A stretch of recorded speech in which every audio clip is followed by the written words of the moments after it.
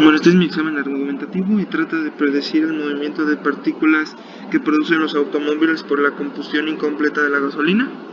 Y bueno, pues la primera pregunta es precisamente eso, explicar física y matemáticamente cómo se determina la trayectoria de estas moléculas. Bueno, pues primero tendría que hacer una ecuación para poder predecir su movimiento o trayectoria, y pues para esto necesito principios físicos y matemáticos para saber su comportamiento.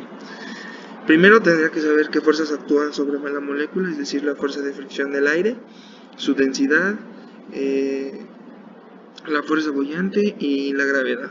Para poder saber la fuerza de gravedad necesito saber su masa y el volumen de la partícula. La densidad también influye en esta, tendría que influir en nuestro modelo, pues el aire no tiene las mismas densidades a ciertas alturas, y pues dar una distancia de cuánto puede subir la partícula aproximadamente, y pues cuánto tiempo vamos a modelar los resultados. Y por último sacar la ecuación que nos va a ayudar a resolver el problema y sustituir los valores en esta misma. La pregunta 2. Si usted estuviera encargado de producir un software de simulación para mostrar virtualmente las posibles trayectorias del material expulsado por la contaminación de gasolina, ¿cuál sería su estrategia? Pues mi estrategia sería utilizar la fórmula que obtuve en la respuesta anterior, y con eso poder generar un ciclo y una gráfica para obtener los resultados de cómo se comporta la partícula. Pero pues primero tengo que saber cuál es el problema que se me está planteando. En este caso es las partículas que liberan los autos. Después saber qué fórmulas o variables tengo que usar, que es la que, como lo hice en el paso anterior, en la pregunta anterior. Luego pues hacer las fórmulas para obtener los resultados, y con las fórmulas anteriores crear una ecuación que pueda predecir el comportamiento con respecto al tiempo. Después graficar con ayuda de las herramientas de programación, o sea, usando ciclos y el plot, que es el que te ayuda a graficar, y pues observar los resultados, y por último presentar los resultados. Aquí tengo un ejemplo de alguna gráfica de tal vez cómo podría ser el movimiento de las partículas.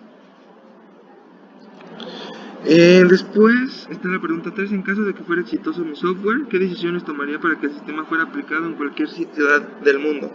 Pues tendríamos que investigar en cada ciudad del mundo los factores que intervienen en el movimiento o comportamiento de estas partículas, ya que los factores son diferentes en cada parte del mundo y afectan de manera directa el comportamiento de la partícula a observar.